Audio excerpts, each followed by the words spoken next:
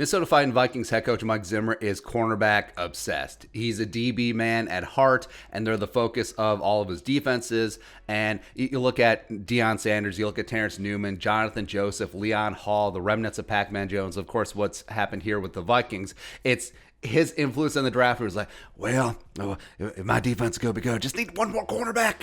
One more cornerback. Now, if he would focus on quarterback or offensive line, but with the Vikings drafting at 14, there's a real chance that one or more of the high-end cornerbacks in this draft will be available, and the Vikings will have a decision. And this was even before the whole Jeff Gladney situation, which is up in the air at the moment.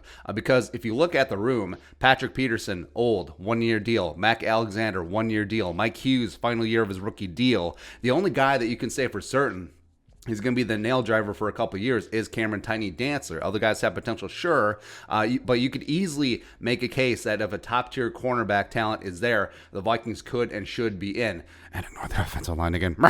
But you do still have 9 more draft picks, and keep Skull alive. Keep Skull alive. And if you look at the Vikings' recent cornerback draft history, since 2013, they spent 4 first-round picks on corners in the last 9 years. Xavier Rhodes 2013, Trey Waynes, Mike Hughes, and Jeff Gladney. And then 6 day 1, day 2 selections. Mac Alexander, second round 2016, as well as Cameron Tiny Dantzler, third round in 2020. And if you're sitting at 14, there could easily be a run on the Big 5 quarterbacks, wide receivers, Kyle Pitts, and maybe even offensive line. And one or more of the top cornerbacks could easily fall into the Vikings' lap. And Patrick Surtain II is an absolute nail driver, man. Fewest question marks, press man all day. Plus was coached in college by new Vikings defensive back coach Carl Scott, so he's got the inside lowdown on Surtain. J.C. Horn blew up his pro day, son of Joe Horn, but we've loved him for a while. You have that length and alpha attitude that you love. Caleb Farley, who, if he didn't have the back issues, would be the clear-cut cornerback 1. He's absolutely that dude. Vikings could get a discount if his medicals check out, but might be creeped out due to the Mike Hughes medical issues, but Caleb Farley is just a phenomenal player. Greg Newsome II has been rocketing up draft boards. Dude is an absolute dog, just an elite attitude and competitor guy. 31.7 quarterback rating when thrown at this year. Plus, you saw in the Big Ten title game how things went pear-shaped for the Northwestern Wildcats against Ohio State after Newsome went out with an injury. And they got Aaron Robinson of Central Florida, slot cornerback. And yeah, people again might be scared off because of Mike Hughes and Neville Clark, but no, scout the player, not the helmet. The former Alabama transfer is the best pure slot in this draft.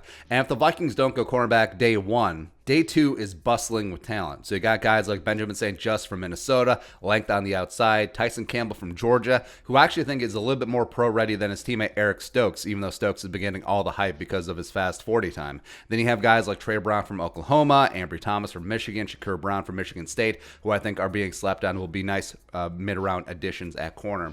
And I do think that Zimmer's cornerbacks getting exposed and embarrassed last year because of the youth, because of injuries. He took that thing personally, especially, I'm trying, Chris Jones out there, watch this. Signing Patrick Peterson, signing Mac Alexander, and now going to spend a bunch of draft capital on cornerbacks as well. So even if the Vikings don't go quarterback at 14, hopefully they go offensive line.